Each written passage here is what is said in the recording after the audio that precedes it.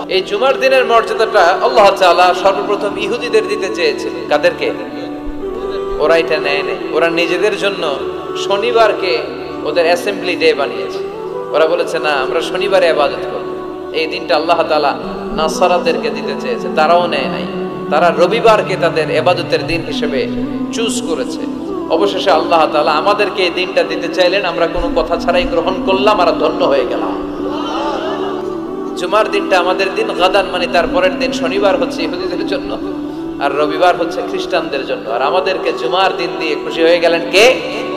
আবার বিশ্বনবী বললেন, জুমার দিনটা এমন দিন, এই দিনে আল্লাহর পক্ষ থেকে বিশেষ ফেরেশতারা মসজিদের সবগুলো দরজার মধ্যে দাঁড়িয়ে যায় এবং জুমার নামাজের আগ দিয়ে খতিব সাহেব আসার আগ পর্যন্ত লিখতে বসে যায়।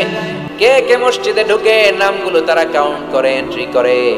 সর্বপ্রথম জুমার সালাত আদায়ের জন্য যে মসজিদে ঢুকে, আল্লাহর রাস্তায় উট কুরবানি করলে যেই সওয়াব, ওই ব্যক্তির আমলনামায় আল্লাহ ওই সওয়াব দান করে দেয়। ওনার পরে যে ঢুকবে ফালাহু বাকারা, তার জন্য গরু কুরবানির সওয়াব। 3 নম্বরে যে ঢুকবে ফালাহুল কাবশা, তার জন্য ছাগল কুরবানির সওয়াব।